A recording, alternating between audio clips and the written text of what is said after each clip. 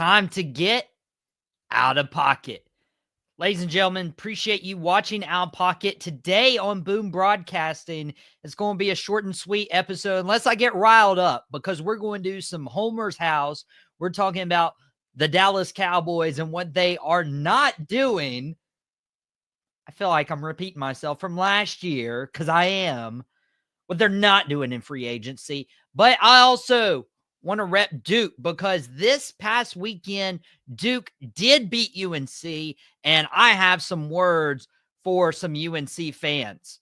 Now, Cooper Flagg has been a sensation for the Duke Blue Devils, and he is one of the best prospects that you could see in the college ranks. And of course, we had Victor Wembanyama a couple years ago when it came to the NBA draft.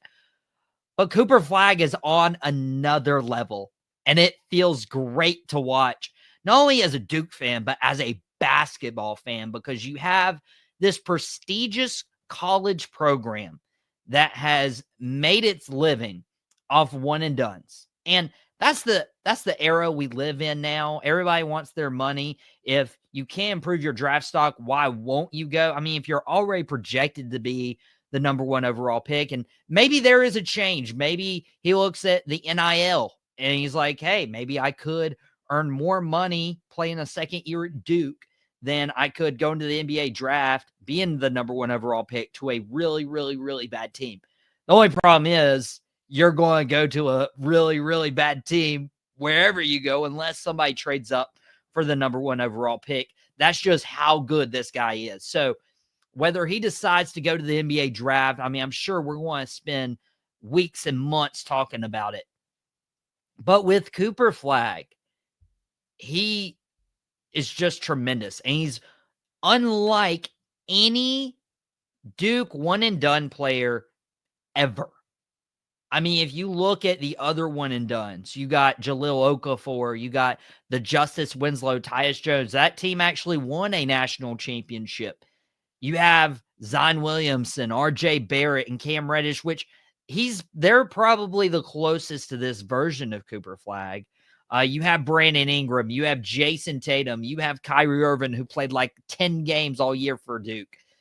But what makes Cooper Flagg different is the team. It is not Cooper Flagg and everybody else. It is Cooper Flagg and the rest of the team.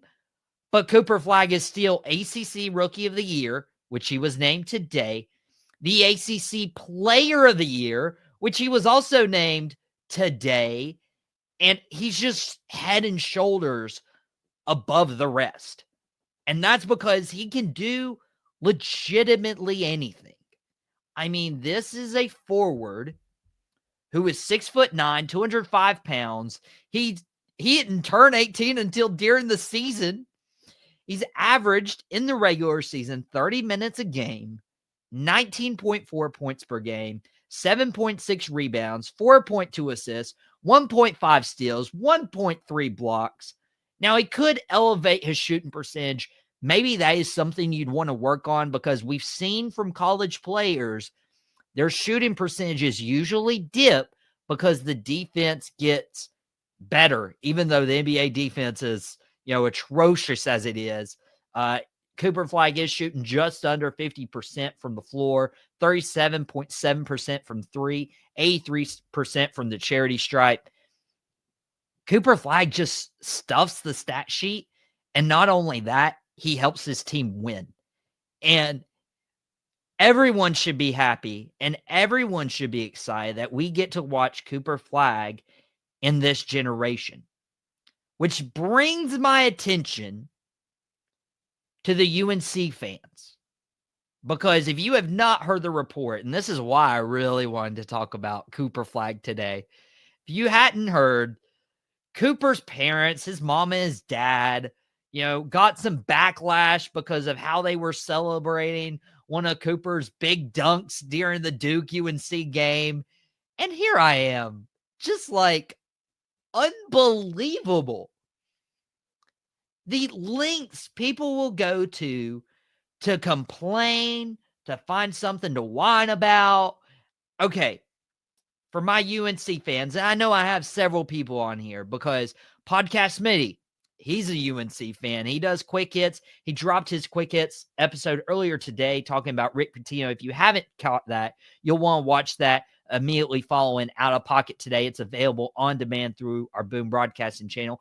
We have some UNC fans, okay? I think even Chris DeLuca might even like his Tar Heels. Aaron Schneider might like his Tar Heels. But you have to remain respectful. And if you're not respectful, and if you're talking trash, and if you're hurling insults, do not get all your panties in a wad, because guess what? These parents are cheering on their 18-year-old son who just dunked on you. Okay? If you can't take it, don't dish it. That's my thing. And that is a common rule. It's unspoken, an unwritten rule in trash talk. If you can't take it, do not dish it, because it will come back tenfold, especially if you're talking trash before the game. And guess what? Duke has the final say, and Cooper Flagg can plant his flag of saying he swept. He swept UNC. And so if you were one of those fans who were saying some rude things to Cooper Flagg's parents for the sole reason of being Cooper Flagg's parents, shame on you.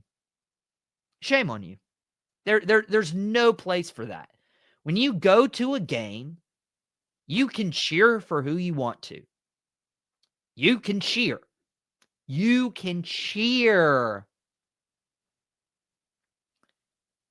And why are we upset? Because what I saw, and believe me, I have seen plenty of parents in the stands for their kids' college basketball games, for Duke, for UNC, for every other school in between. I have never, ever, will never attack a parent for cheering their kid on from the stands. Now, if you get to LeVar Ball level where you're intermingling and impacting where he goes and so on and so forth, okay, maybe you've overstepped your bounds as a parent. But being a supportive parent means to go and support your kid.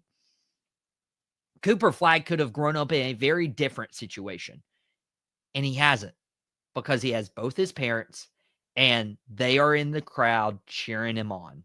Because why? They know he was playing great. They know he's going to be the number 1 overall pick whenever he decides to leave. But most importantly, they know that's their kid. So don't be upset when Cooper Flagg dunks on you and you're upset about their celebration, because guess what?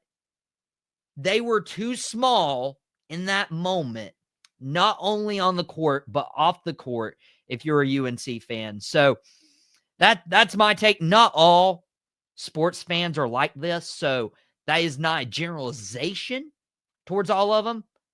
But come on, you can't give fault to Cooper Flagg's parents for celebrating him, the ACC Rookie of the Year, the ACC Player of the Year, the number 1 prospect, probably will just be National Player of the Year, and should be.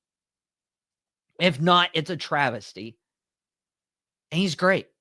Just get over it. And if you don't like it so much, A, don't talk trash outside the arena, and B, do something to stop him. You can impact one of those things. You can keep your mouth shut. But from what we've seen, you cannot stop Cooper Flagg. And somebody I can find fault for. I feel like I'm repeating myself. Jerry Jones.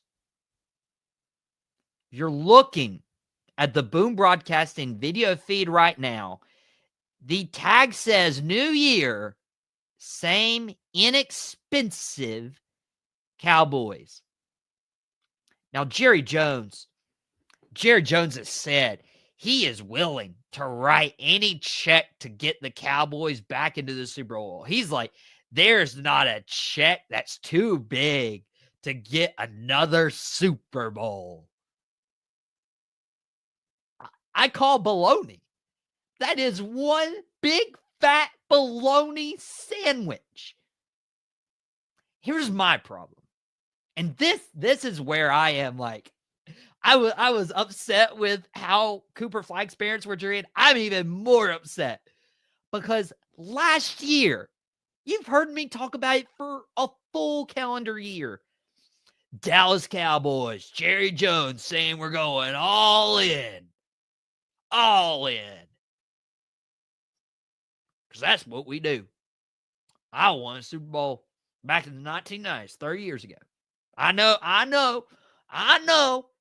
what it takes to get to a Super Bowl, and I'm willing to write any check, and we're going all in.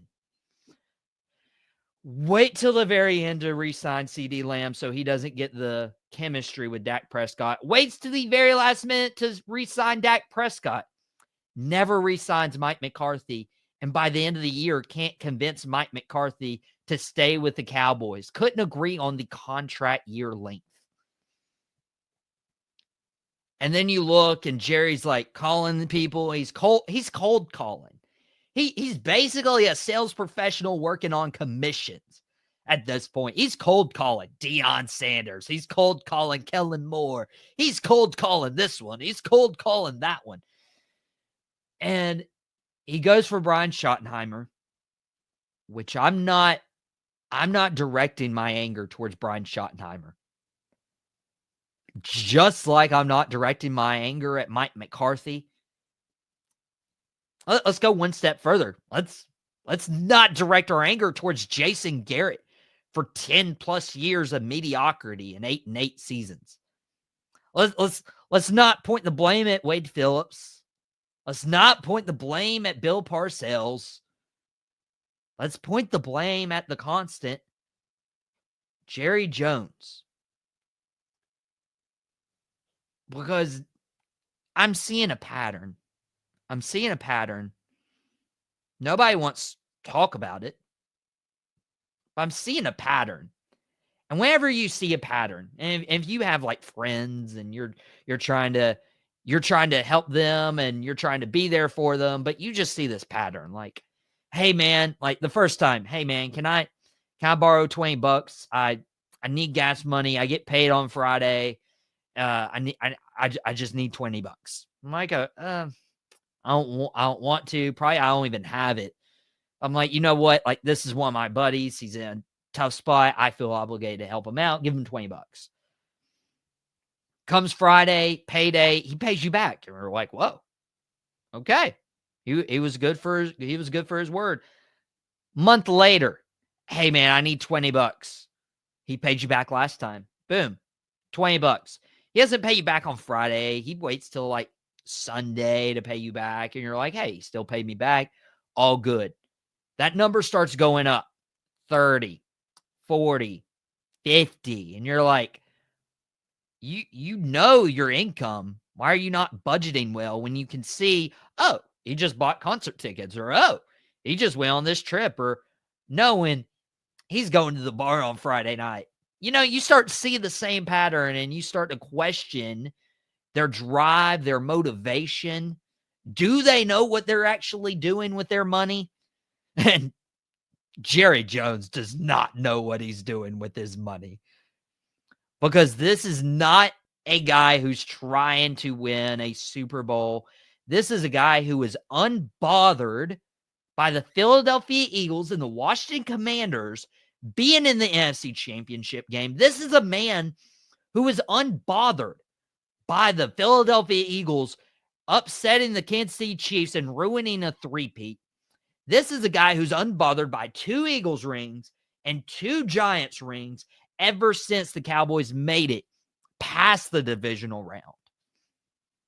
This is a man who is unbothered by former Cowboys defensive coordinator being the head coach of the Washington Commanders, bringing alongside Dante Fowler, Dorrance Armstrong, Tyler Biadasz, in free agency last year. This is the same guy who is unbothered by Chauncey Golston, who had a career high in sacks last year, going to the NFC East rival New York Giants for pretty cheap. Let's be honest, pretty cheap.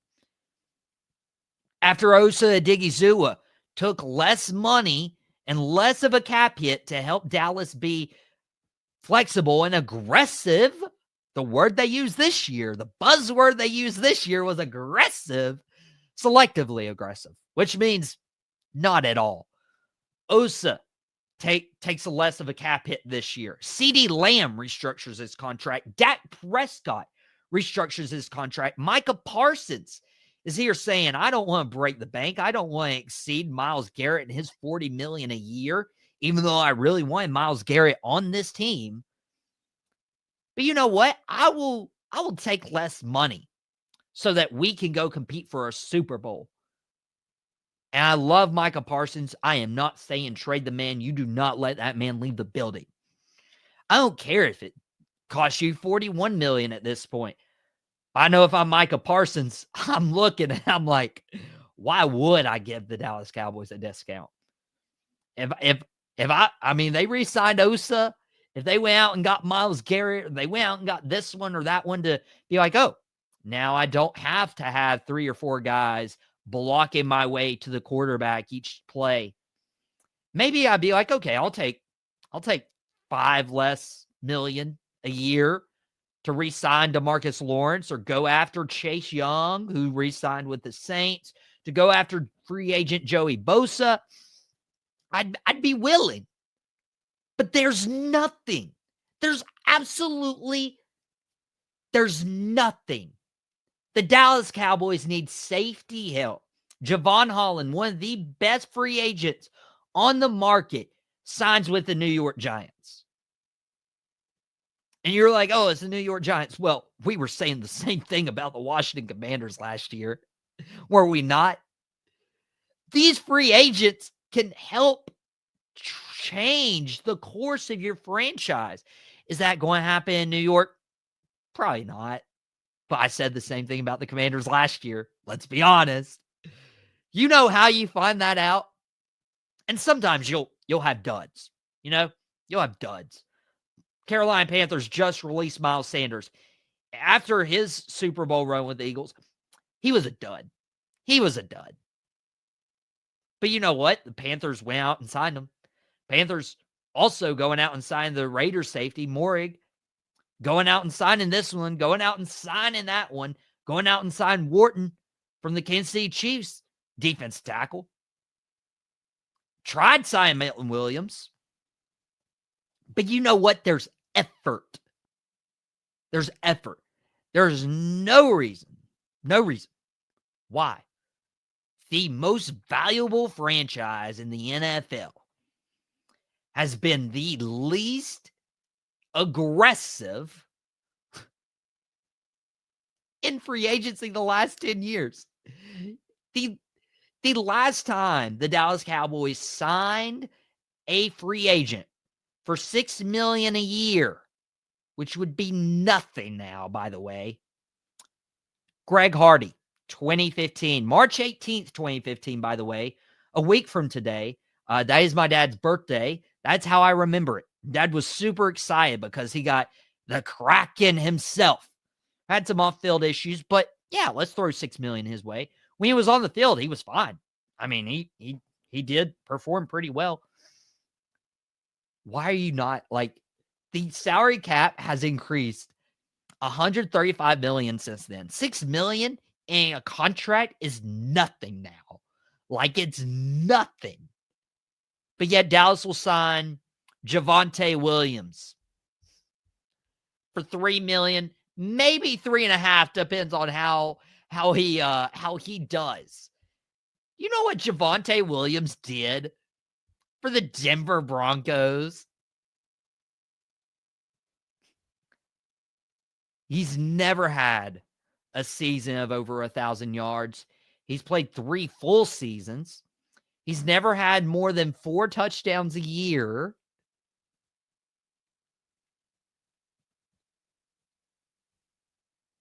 He averages 4 yards a carry.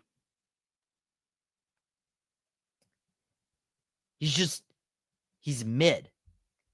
Like that, like I don't know what you need to hear, but he couldn't be the outright number one option on the Broncos offense. He couldn't. Javonte Williams isn't even the UNC running back you need to be going after. You need to be going in the draft looking for Amari and Hampton if you can get him in the second round. If you can't get Ashton Genty in the first. I mean, you go out and get Javonte Williams. You have guys, you have an all-pro. You have an all-pro. First ballot, maybe second. Maybe if you're mean, you do second ballot. Hall of Fame guard, Zach Martin. You have him retire a week ago. What's your plan? What's your plan? You go out and you sign Robert Jones. $4 million a year. $4 million. Not a lot anyways. You go out and sign Robert Jones. And do you know what Robert Jones is? Do you know who Robert Jones is? Me either. No relation to Jerry, to my knowledge. Might be an illegitimate son. Who knows? He ranked. There were 66 guards available. 66 guards available when Pro Football Focus was ranking and analyzing guards. I'm gonna read you this. Among guards, there were 64 qualifying guards. He has a 1-year deal worth up to $4.75 million. Among the 64 guards in 1,022 snaps last year for the Dolphins, who had injury issues with Tua, by the way, 62nd in pass block win rate. 64, by the way, that's dead last in run block win rate. You just signed a guard who can't defend the pass and defend the run. Why? The UFL, the XFL, whatever it's called now, didn't want him. And you're going to sign him to play for the Dallas Cowboys, the most valuable franchise in the NFL, for $4.75 million, guys. That's what we're doing. That's what we're doing now. This isn't just accepting mediocrity. It's accepting and setting yourself up for failure.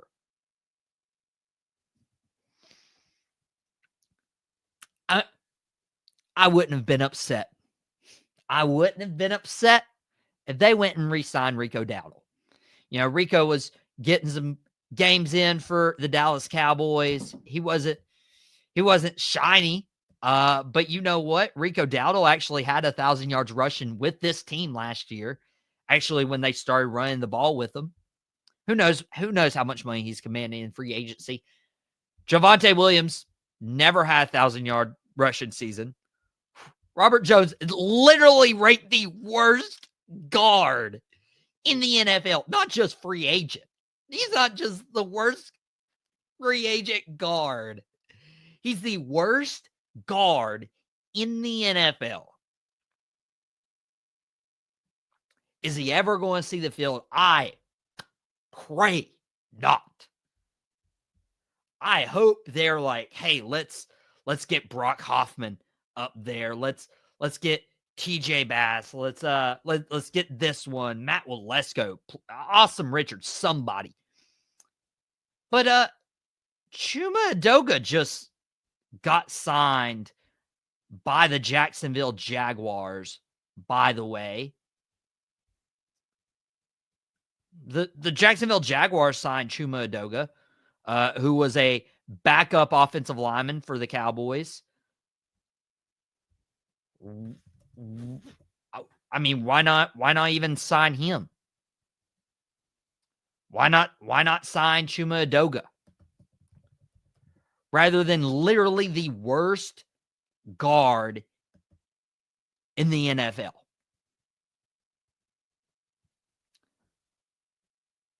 I'm sorry. This is how do you expect anybody to like this?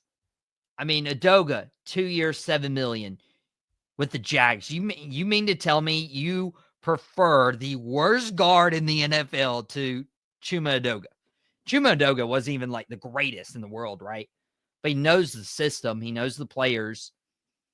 And if you're even just signing somebody in the backup, and with as many injuries as we've had at the offensive line, guys stepping up in people's absences, when Zach Martin went down, when Terrence Steele just sucked.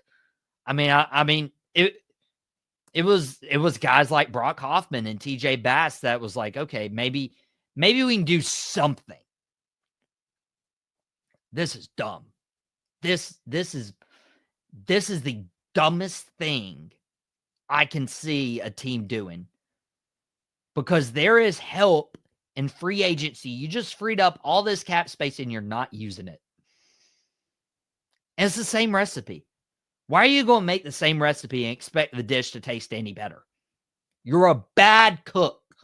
You're a bad cook, and you need to get out of the kitchen industry. Jerry, I don't fault you for buying your occupation when you were X amount years old.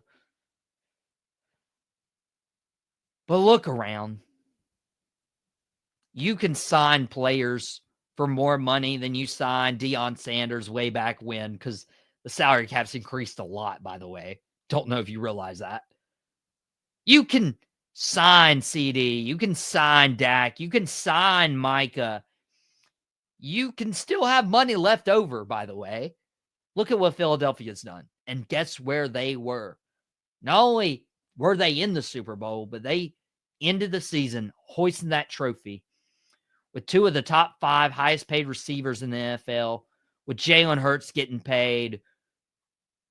I mean, we can start going down the line of how many of those players are paid for Philadelphia. And you're just not going to write a check.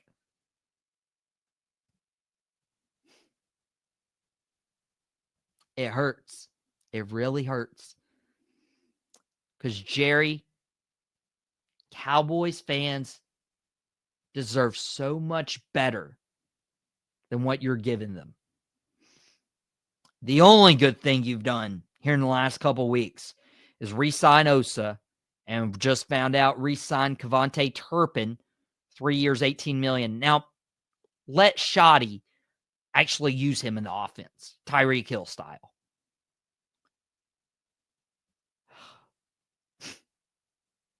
There are free agents who can help this Cowboys team, and we're not doing anything about it. The Giants are, the Commanders are, the Eagles are. And yet, another year, and it doesn't matter to Jerry Jones. And it matters a little bit too much to me. But that is it for Out of Pocket today. We appreciate you guys watching us on Boom Broadcasting on our YouTube channel. Be sure to subscribe. We'll be back later this week, potentially. There's some events happening. Weight Room Revival on Thursday night in Matthews, North Carolina. I'll be there with my dad, listening to Nikita Koloff and Magnum TA, hosted by former WCW superstar Lodi. So just like today's episode, Thursday, if we are on, it will not be live, but we'll continue to try to bring you the best content. Drop the Mic dropped at 3 p.m. today. So you guys want to go check that out, especially my wrestling fans. That was your Top Rope Tuesday for today.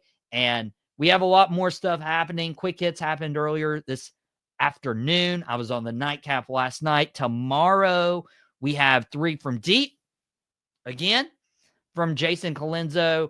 And there's a lot more content piping down the line. You can catch it available on demand on the Boom Broadcasting YouTube channel. But for myself, Michael Davis, this has been Out of Pocket on Boom Broadcasting. Thank you so much for watching, and we'll catch you here next time. Well, that's it. I really hope you enjoyed it. We had a ball making it. Thank you very much.